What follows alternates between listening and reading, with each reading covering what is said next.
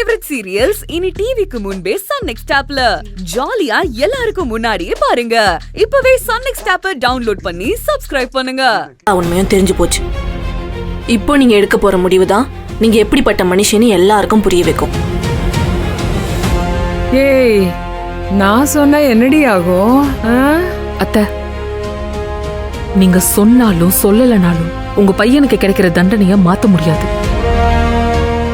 நீங்க உண்மைய சொன்னா எங்க பக்கத்துக்கான நியாயம் கொஞ்சம் சீக்கிரம் கிடைக்கும்னு சொல்றேன்.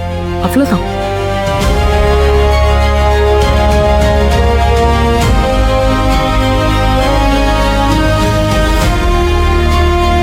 அத்தை, என்கிட்ட கொடுங்க. நீங்க யோசிச்சு ஒரு நல்ல முடிவா எடுங்க.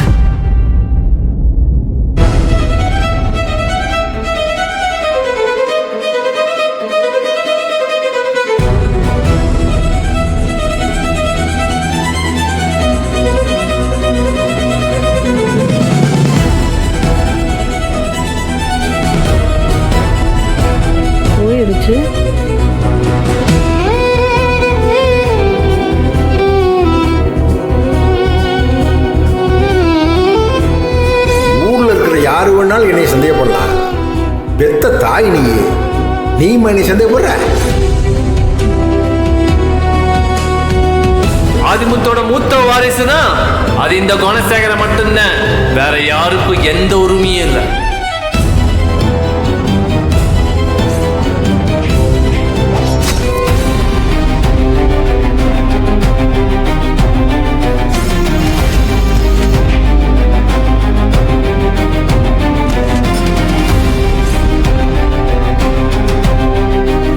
அந்த தேவகில ஆரம்பிச்சு இன்னைக்கு ஈஸ்வரியக்காக்கு பார்கவிக்கு சக்தி வரைக்கும் எல்லாருக்கும் ஒரு நியாயம் கிடைக்கணும்னா இதை விசாரிக்க போலீஸ் நம்ம வீட்டுக்கு வரும்போது நீங்க உண்மையை சொல்லணும்.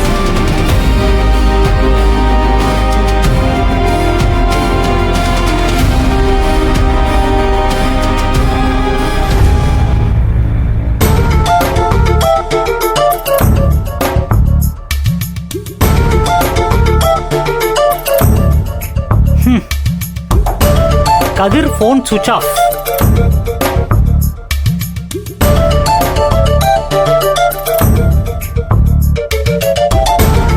ஞானம் the body builder out of coverage.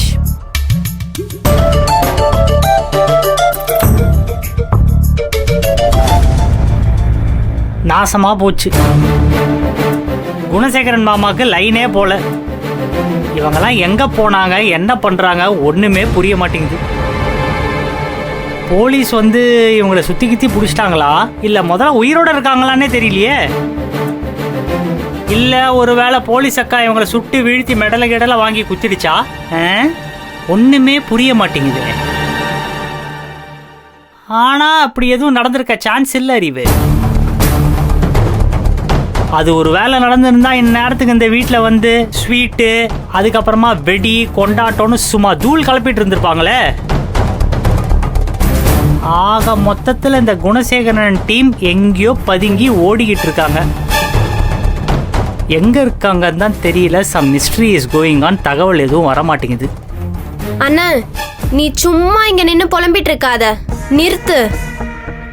இப்போ அவங்க போன் ஆன் பண்ணா அவங்கள போலீஸ் பிடிச்சிருவாங்க. அதனாலதான் ஆஃப் பண்ணி வச்சிருக்காங்க. இன்னும் கொஞ்ச நேரத்துல பாரு, சேஃபா போய் எங்கேயாச்சும் உட்காந்துக்கிட்டு இங்க என்ன நடக்குதுன்னு தகவல் கேட்கறதுக்கு நமக்கு ஃபோன் பண்ணுவாங்க.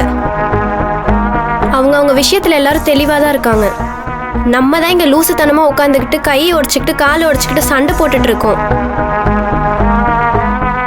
இதுக்கு மேல ரொம்ப நாள் இப்படி போக முடியாது. நான் சொன்ன மாதிரி சீக்கிரமா ஒரு முடிவு எடுங்க. இல்ல நான் முடிவு எடுத்துக்கிறேன். நீங்க பேசாம நின்று வேடிக்கை பாருங்க.